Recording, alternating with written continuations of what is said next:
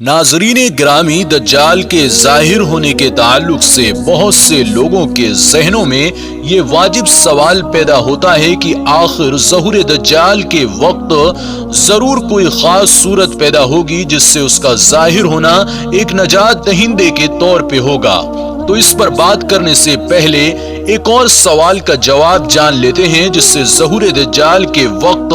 پیدا ہونے والی صورتوں کو سمجھنا اور بھی زیادہ آسان ہو جائے گا۔ تو اگر یہ سوال کیا جائے کہ کچھ لوگ عقل و فہم، دین و ایمان رکھتے ہوئے بھی دجال کی پیروی پر آخر کیسے راضی ہو جائیں گے، تو اس کا سیدھا جواب یہ ہے کہ یہ وہ لوگ ہوں گے جو اس دنیا کو اس نظر سے دیکھیں گے جس نظر سے مغربی میڈیا دکھاتا ہے، کیونکہ مغربی میڈیا دجال کو انسانیت کا سب سے بڑا خیر خواہ ثابت کرے گا، اور دوسرے بدعمالیوں کی وجہ سے ایسے مسلمانوں کی ایمانی بصیرت ختم ہو چکی ہوگی۔ اس لیے یہ لوگ عرص حاضر کو ان حدیث کی روشنی میں نہیں جانچ پائیں گے جن میں مسلمانوں کو وضاحت کے ساتھ، تاکید کے ساتھ، اہمیت کے ساتھ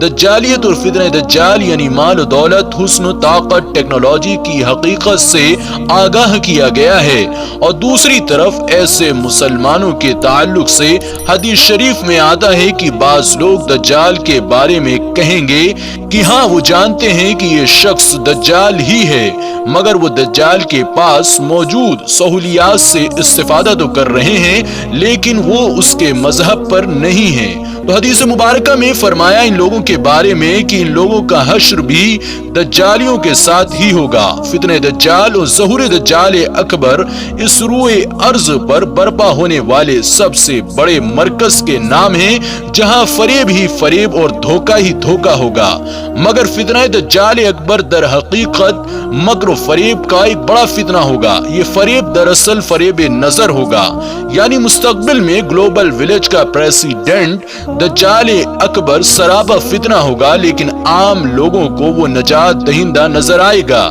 یہ بات کہنا تو درست نہیں کہ جب دجال اکبر ظاہر ہوگا تو اہل ایمان اسے دیکھتے ہی پہچان لیں گے، بلکہ حقیقت تو یہ ہے کہ جب وہ ظاہر ہوگا تو یہود و نصارہ و غیر ایمان والوں کی اربوں کی تعداد اس کی گرویدہ ہو کر اس کے پیچھے چلنے اور اس کی ایک آواز پر جان فدا کرنے کو تیار ہو جائے گی۔ ان حالات میں مسلمانوں کی بھی کثیر آبادی جو برائے نام مسلمان ہوگی اور دراصل وہ ان لوگوں پر مشتمل ہوگی جو ظہور دجال سے قبل ہی نفاق کے خیمے میں داخل ہو چکی ہوگی، اس کے پیچھے لبیک کہہ کر چل پڑے گی، بلکہ اس کے جھنڈے تلے رہ کر اپنی جان کی بازی لگانے پر آمادہ ہو جائے گی۔ ایسی صورت میں جو اس کی اس ظاہری خوشنما صورت و سیرت کے باوجود یہ جان لیں گے کہ اس متاثر کن صورت و سیرت کے پیچھے چھپا ہوا شخص عیسیٰ ابن مریم نہیں بلکہ دجال اکبر ہے،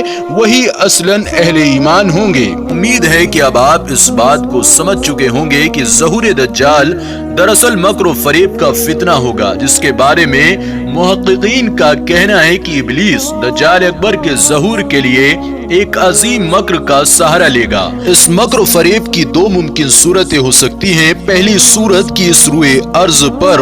دجال اکبر کو ظاہر کرنے سے قبل کسی اچھے شخص کو جو مظلوموں کی داد رسی کے لیے اٹھا ہو، پروپیگنڈے کے ذریعے دجال اکبر قرار دیا جائے اور اسے خوب بدنام کرنے کے بعد اس کے قلاقمہ کے لیے اصلی دجال اکبر کو عیسیٰ ابن مریم علیہ السلام بنا کر ظاہر کیا جائے، جو متاثر کن صورت و سیرت لے کر آئے اور خود کو مسیحا کی طرح پیش کرے۔ دوسری صورت جس کا سب سے زیادہ امکان ہے کہ کسی شخص کو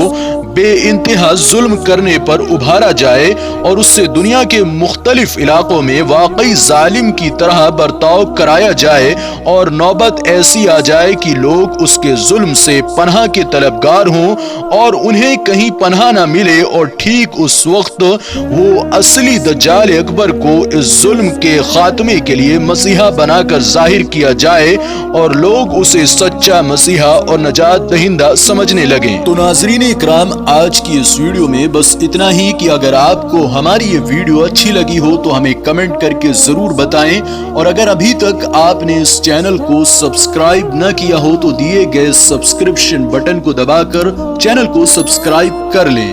اور بیل آئیکن کو ضرور دبا دیں تاکہ جیسے ہی ہم اس موضوع پر دوسری ویڈیو اپلوڈ کریں تو اس کا نوٹیفیکیشن آپ کو مل جائے۔ وما علینا الا البلاغ المبین۔ Thank you for watching this video. Don't forget to subscribe, like, share and comment down.